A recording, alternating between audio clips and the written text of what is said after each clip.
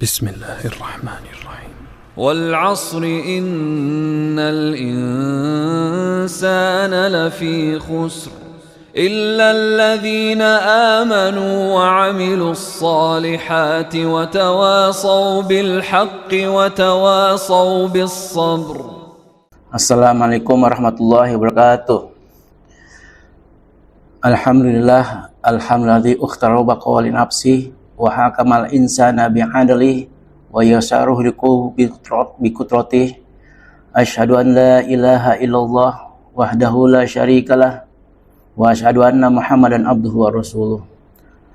Qala Allah ta'ala fil Qur'anil Karim, a'udzu billahi minasyaitonir rajim.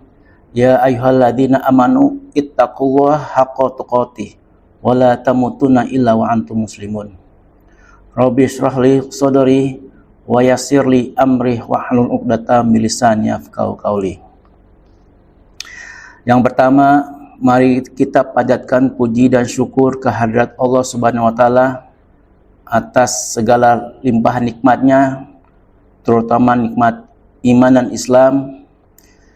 Dan semoga kita diwafatkan di kemudian hari dalam keadaan husnul khotimah. Dan tak lupa kita sampaikan salawat dan salam kepada junjungan kita, suri teladan kita, contoh kita dalam beraktivitas, terutama dalam beraktivitas ibadah, yaitu Nabi Muhammad SAW. Dan semoga kita semua mendapatkan syafaatnya di akhirat nanti.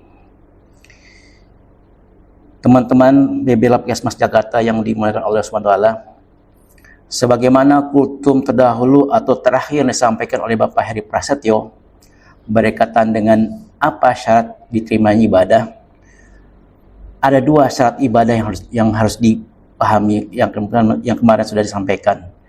Yang pertama adalah satu, ikhlas karena Allah Ta'ala, dan syarat kedua adalah mengikuti tuntunan Nabi SAW atau ittiba.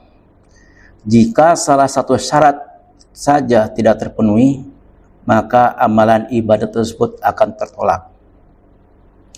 Dalam kultum ini berfokus pada poin kedua, yaitu berkaitan dengan tidak terpenuhinya dengan kesesuaian yang dicontohkan oleh Nabi Muhammad SAW, yaitu menyelisih tuntutan Nabi dalam beribadah atau sering disebut istilah bid'ah. Sebagian orang kadang memahami apa yang maksud dengan bid'ah. Mereka menganggap bahwa bid'ah adalah setiap perkara baru. Sehingga karena saking tidak suka dengan orang yang menjalankan bid'ah,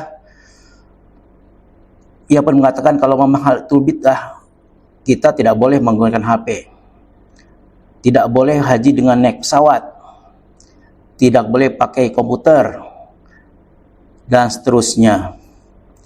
Karena semua itu adalah hal yang baru atau bid'ah. Padahal sebenarnya hal-hal tadi bukanlah bid'ah yang tercela. Dan dalam Islam, karena bid'ah yang tercela, bid'ah adalah masalah agama.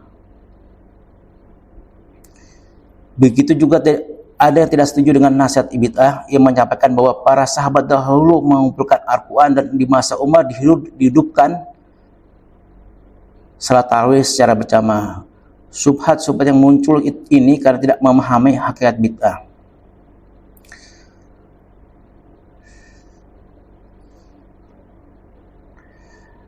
Kita harus memahami tiga syarat yang disebut bid'ah yang disimpulkan dari berikut. Yang pertama adalah hadis Al-Irbad bin Syariah radhiyallahu anhu. Dalam hadis tersebut disebutkan sabda Rasulullah SAW, hati-hatilah dengan perkara yang diada-adakan, karena setiap yang diada-adakan adalah bid'ah, dan setiap bid'ah adalah sesat.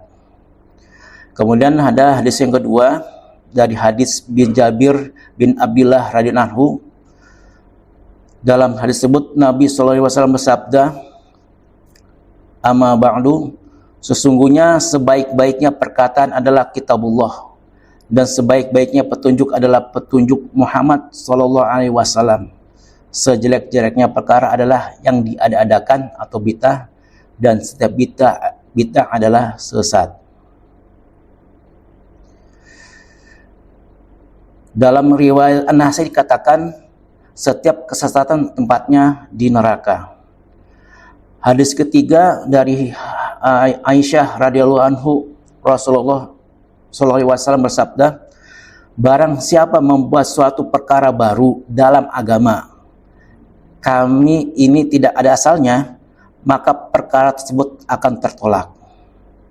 Dalam riwayat yang lain, Rasulullah SAW bersabda, barang siapa melakukan suatu amalan yang bukan ajaran kami, maka amalan tersebut tertolak. Hadis-hadis tersebut dapat disimpulkan apa yang dimaksud dengan bid'ah yang terlarang dalam agama, yaitu pertama, sesuatu yang baru atau yang dibuat-buat. Yang kedua adalah sesuatu yang baru dalam agama. Dan yang ketiga adalah tidak disandarkannya pada dalil atau syar'i. Yang pertama, sesuatu yang baru. Pertama ini diambil dari sabda Rasulullah SAW. Siapa yang berbuat sesuatu yang baru, setiap yang baru adalah bid'ah. Sehingga masuk dalam definisi adalah segala sesuatu yang baru yang tidak ada contoh sebelumnya, baik berkaitan dengan urusan agama maupun dunia, baik sesuatu yang terpuji mahmudah maupun yang tercela mazmumah. Sehingga perkara yang sudah ada sebelumnya yang tidak dibuat-buat tidak termasuk bid'ah. Jadi perkara yang sudah ada sebelumnya dan tidak dibuat-buat itu berarti tidak termasuk bid'ah karena sudah ada contohnya, seperti sholat 5 waktu atau puasa pada bulan Ramadan.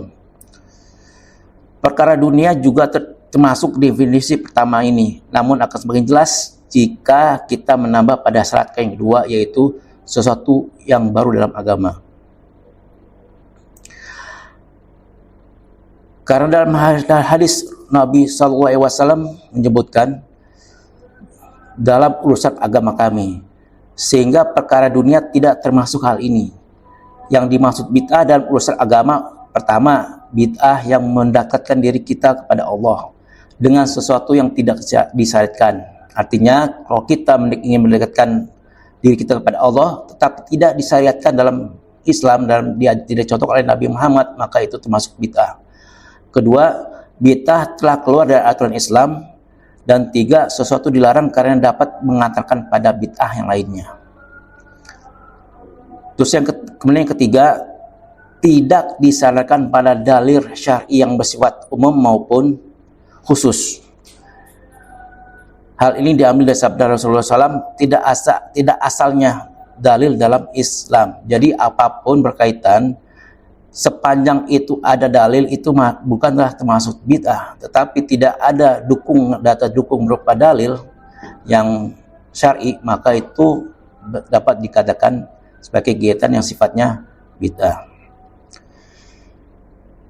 Ini berarti jika sesuatu memiliki landasan dalam Islam berupa dalil yang sifatnya umum, seperti dalam permasalahan maslahah mursalah, contoh mengumpulkan Al-Quran di masa sahabat, maka tidak termasuk bid'ah. Begitu pula jika ada sesuatu yang mendukung dengan dalil yang bersifat khusus, seperti menghidupkan kembali salat tarawih secara berjamaah di masa Umar bin Khattab, tidak termasuk bid'ah karena sudah pernah dicontohkan oleh Nabi SAW. Tiga syarat di atas telah kita temukan pula dalam perkataan para ulama. Setiap yang dibuat-buat lalu disandarkan pada agama dan tidak memiliki dasar dalam Islam, itu termasuk kesesatan.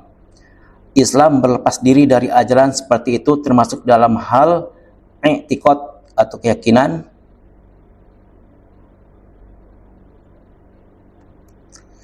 amalan, perkataan yang lahir dan batin. Sebagaimana beliau berkata, yang dimaksud bid'ah adalah sesuatu yang baru yang tidak memiliki landasan atau dalil dalam syariat sebagai pendukung. Adapun jika didukung oleh dalil yang syar'i, maka itu bukanlah bid'ah menurut istilah syar'i, namun bid'ah secara bahasa. Yang dimaksud dengan setiap bid'ah adalah sesat, yaitu setiap amalan yang dibuat-buat dan tidak ada dalil pendukung, baik dalil khusus atau umum. Kemudian Ibnu Hajar juga menyatakan mengenai bid'ah, siapa yang membuat-buat perkara baru dalam agama lalu tidak didukung oleh dalil, maka ia tidak perlu dicontoh. Di tempat lain Ibnu Hajar berkata, sesuatu yang memiliki landasan dalil dalam syariat maka itu bukanlah bid'ah. Maka bid'ah merupakan istilah syariat adalah tercela berbeda dengan pengertian bahasa, karena bid'ah secara bahasa adalah segala sesuatu yang dibuat tanpa ada contoh sebelumnya, baik terpuji ataupun tercela. Maka setelah memahami yang dikemukakan di atas, pengertian bid'ah secara ringkas adalah sesuatu yang baru atau dibuat-buat dalam masalah agama tanpa ada dalil. Jadi ada dua poin, yaitu yang dibuat-buat dalam masalah agama dan tanpa adanya dalil. Inilah yang dimaksudkan bid'ah yang tercela dan dicela oleh Islam. Semoga dengan memahami ini kita semua tidak rancu lagi dengan berbagai hal yang seputar bid'ah. Demikian dari saya. Wabillahi taufiq wal hidayah. Wassalamualaikum warahmatullahi wabarakatuh.